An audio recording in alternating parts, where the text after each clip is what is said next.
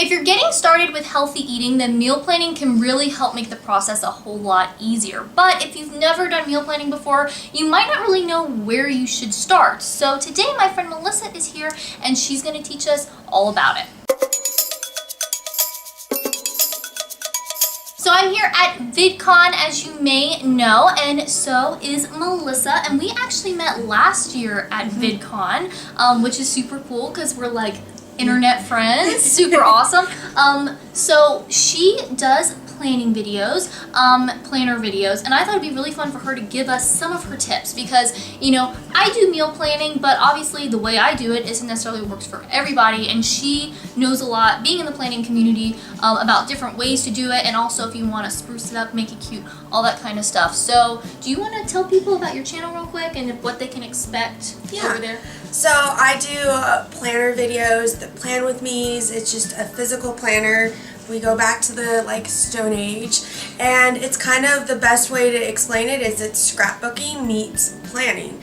So it's making your planner cute and, you know, kind of a creative outlet. It's very relaxing, but it's still extremely functional. If you want to go check out Melissa's channel, you totally should. She has some beautiful planners and all kinds of cool different tutorials and showing how she does her planner, and I think you guys will really like it. So I'll have a link for her so you can go check out her channel and subscribe. Okay, so the way that I meal plan is this is a happy planner. A lot of people use happy planners or Erin Condren's. You can do this with any planner. You can do this in a notebook and make your own planner. You don't have to spend money to do this kind of stuff. But the way I like to do it is on my sidebar, I just have a little header and then a box that says Monday through Sunday, and I just put what I'm going to eat, or sometimes we don't know, and I just like to fill it in so that the next week I'm like, oh, I had pizza twice last week, I need to make sure that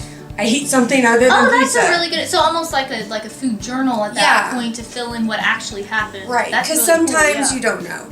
But I like to just kind of plan it out. Some people like to do it with stickers like these, where they can just go on the bottom and track it that way. But it's great just doing it on the sidebar because it's all in one spot and you're not trying to find it. I also keep a running grocery list in my personal size planner that stays in my bag with me at all times, and that way when I go to the grocery store I know exactly what I need.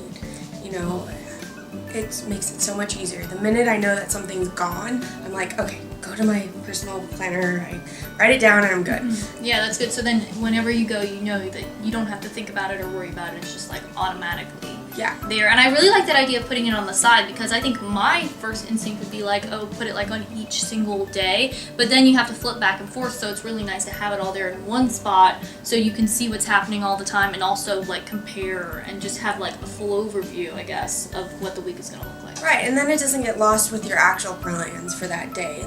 It's just there in one spot. That's nice. It's not going to get buried, and so you're not going to forget or not be able to find where you actually wrote it down. So that's a really good tip too. And can you tell us a little bit about the stickers and all of that? I know a lot of people that do the planning in the planning community use a lot of different stickers, and Melissa actually has her own stickers on her Etsy shop too that are super, super cute. So I'd love to hear more about those and how you use them. So this is called a vertical planner. A lot of people are used to seeing the traditional horizontal where it's cut differently, but I'm a very vertical thinking person, linear thinking person, so vertical works for me because I like to put very top what I did morning and then go through.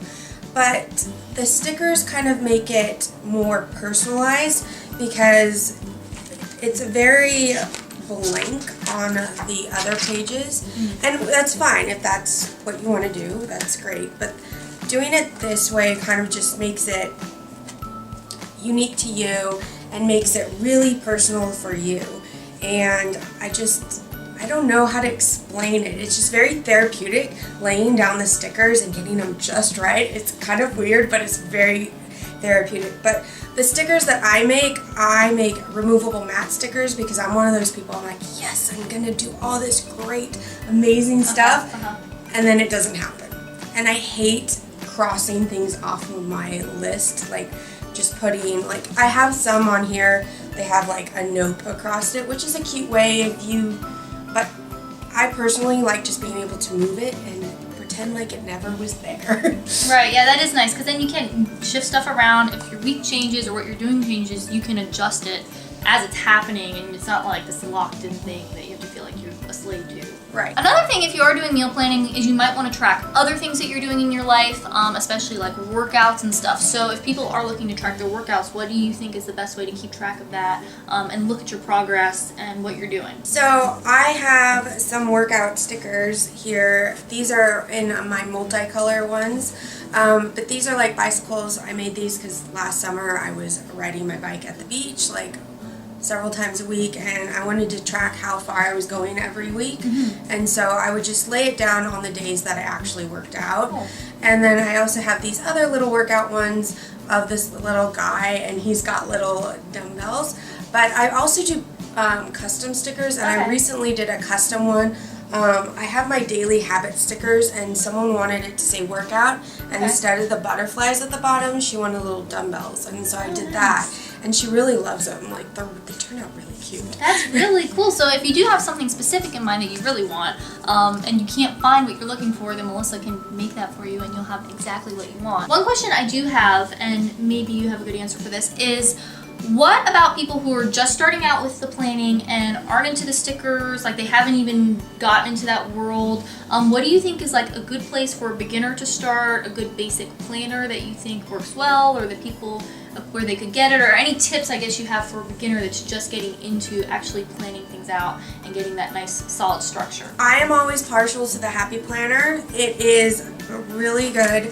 It's very affordable. You can find it at Michael's and Hobby Lobby, and they always have coupons. So it says it's $35, which you're kind of like, but the Erin Condrens are like $70. Right, they can get expensive, some of the planners, yeah. But I bought mine, I've bought 2 of them now, and I've bought them both for $15. Nice. But the really cool thing about the Happy Planner is your pages are removable. Whoa, that is awesome!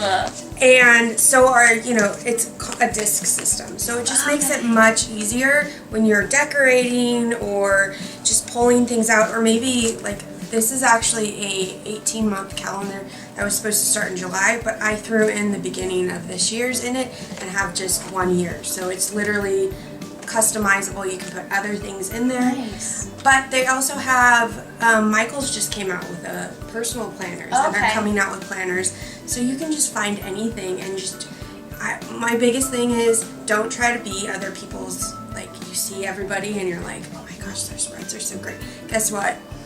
My first spreads do not look cute. And it's going to take some practice and some, things to try out. And this week you may want to try this way and this way, another way another week.